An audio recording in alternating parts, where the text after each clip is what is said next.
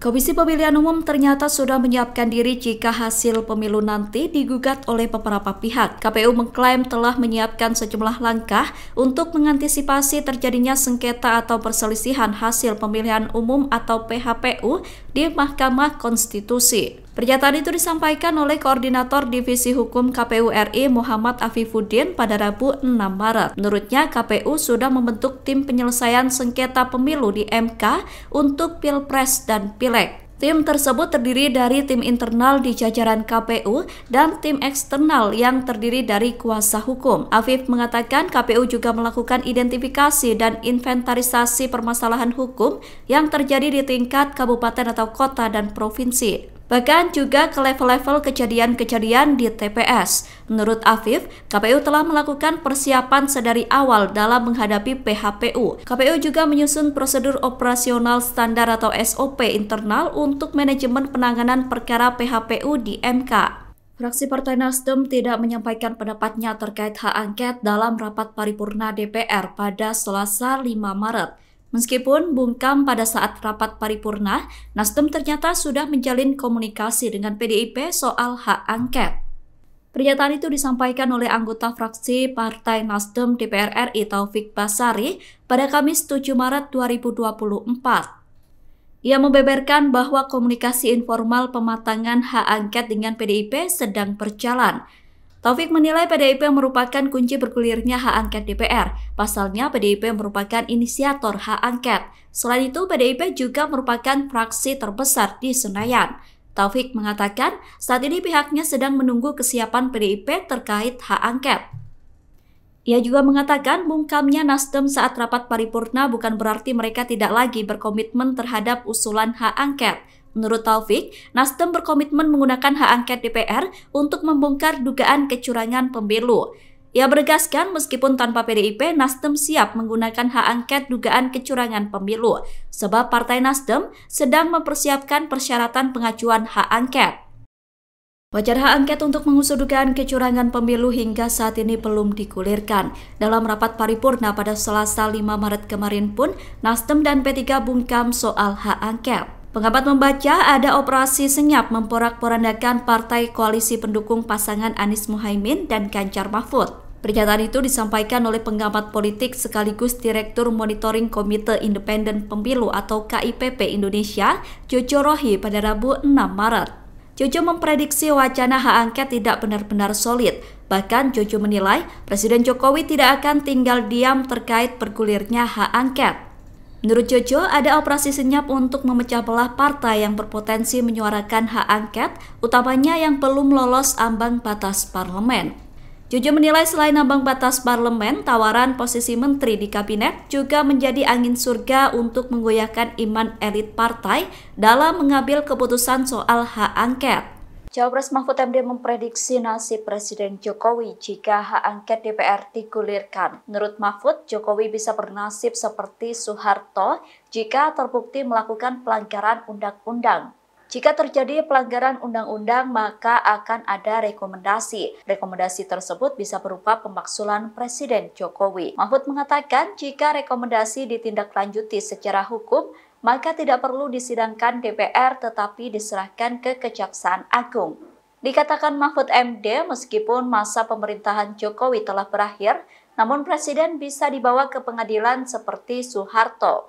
Sementara itu, pengamat politik Jojo Rohi mengatakan wacana hak angket akan sulit terrealisasi, sebab Presiden Jokowi diprediksi tidak akan tinggal diam terkait bergulirnya hak angket. Jojo menduga ada operasi senyap yang dilakukan untuk memporak-porandakan koalisi 01 dan 03. Operasi senyap tersebut ditujukan untuk menggagalkan bergulirnya hak angket. Menurut Jojo, partai koalisi 01 dan 03 diiming-imingi lolos ambang batas parlemen hingga tawaran posisi menteri di kabinet.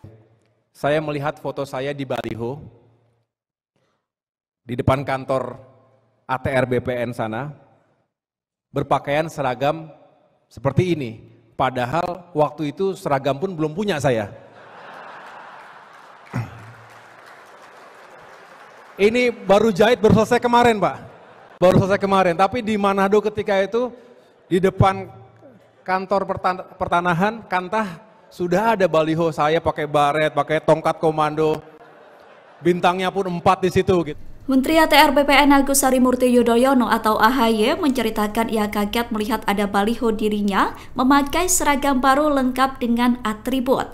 Padahal saat itu ia belum memiliki seragam sebagai Menteri ATR BPN. Cerita itu disampaikan oleh AHY saat memimpin jalannya Rakernas di Kementerian ATR BPN Kamis 7 Maret. AHY kaget karena di baliho terpampang foto dirinya memakai seragam baru dengan bintang 4 di pundaknya lengkap dengan tongkat komando. Baliho itu dilihat AHY saat pertama kali dinas mengunjungi Manado. Ini kesempatan pertama dan luar biasa setelah saya dilantik oleh Bapak Presiden Joko Widodo pada tanggal 21 Februari yang lalu. Dan ternyata ada forum yang penting sekali yang seharusnya dijalankan di awal tahun, tapi karena kita menunggu setelah pemilu dijalankan, tapi saya justru bersyukur walaupun sedikit terlambat dari sisi waktunya, tetapi menurut saya ini menjadi sangat penting dan strategis karena saya bisa bertemu secara langsung dan juga bisa menyampaikan beberapa hal yang perlu untuk dijalankan. Bapak Ibu, para pimpinan dan pejabat di lingkungan Kementerian ATR BPN se-Indonesia, melalui forum rapat kerja nasional ini, saya jadi teringat apa yang disampaikan oleh Bapak Hadi Cahyanto ketika melakukan serah terima jabatan. Beliau mengatakan ketika itu, Mas AHY, di Kementerian ATR ini organisasinya ada kemiripan dengan TNI. Memiliki struktur mulai dari tingkat pusat sampai ke tingkat daerah. Jadi saya yakin Mas AHY akan mudah beradaptasi. Kemudian beliau juga mengatakan, saya juga memberikan seragam kepada para pejabat dan pegawai di kementerian agar tumbuh disiplin dan kebanggaan kepada institusi. Ternyata saya melihat di sini dan saya mempelajari bahwa bukan hanya kedisiplinan dan kebanggaan kepada institusi, tapi juga Bapak Ibu sekalian memiliki daya kreativitas. Nah, ini terbukti ketika saya berkunjung ke kota Manado ketika itu. Saya melihat foto saya di baliho, di depan kantor ATR BPN sana, berpakaian seragam seperti ini. Padahal waktu itu seragam pun belum punya saya. Ini baru jahit, baru selesai kemarin Pak. Baru selesai kemarin, tapi di Manado ketika itu, di depan kantor pertanahan, Kantah, sudah ada baliho saya pakai baret, pakai tongkat komando, bintangnya pun 4 di situ gitu ya. Ada di sini, Kepala Kantah Manado. Bener kan? Nah, jadi kreatif, inovatif.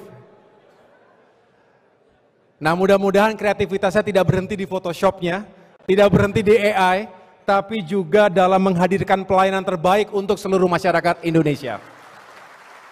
Fraksi Nasdem menegaskan tetap mendorong hak angket dugaan kecurangan pemilu 2024. Nasdem diketahui tidak menyerukan dukungan hak angket saat rapat paripurna pada Selasa 5 Maret kemarin. Namun Nasdem menyatakan bahwa pihaknya tetap mendukung hak angket digulirkan.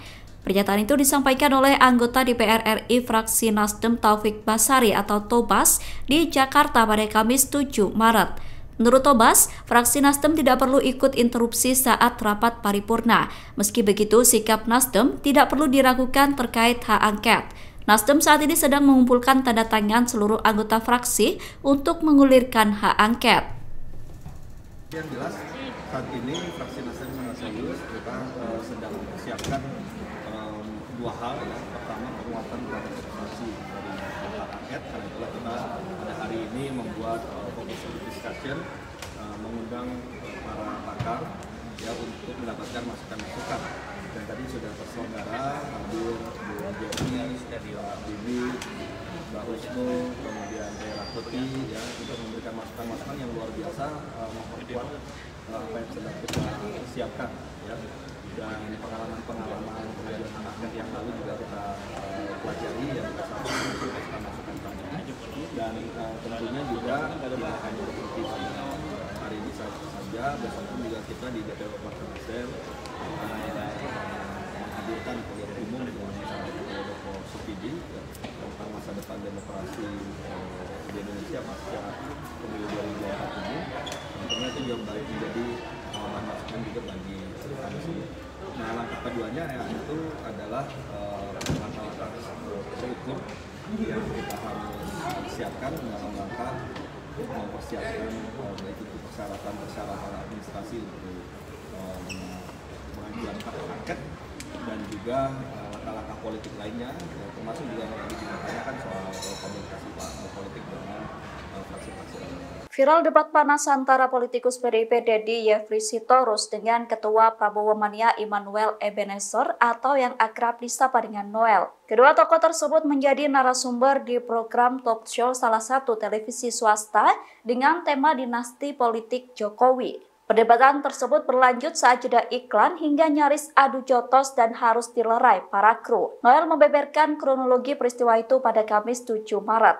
Noel mengatakan kegeramannya bermula saat Deddy sedang membicarakan dugaan kecurangan pemilu 2024. Ia mengaku emosinya memuncak saat Deddy berbicara terkait pemilu curang. Noel kemudian mengatakan bahwa Deddy juga diduga melakukan kecurangan ketika maju Pileg 2024 di Dapil Kaltara. Ketua Prabowo Mania itu menilai Deddy telah menghinanya. Karena tidak terima, Noel kemudian menghampiri meja Deddy. Dalam video yang beredar, terlihat Deddy ikut terpancing dan menghampiri Noel. Para kru yang bertugas dalam acara tersebut kemudian langsung gerak cepat memisahkan kedua narasumber itu. Perdebatan tersebut kemudian viral di media sosial dan menjadi pembicaraan publik. Download Tribun X sekarang, menghadirkan lokal menjadi Indonesia.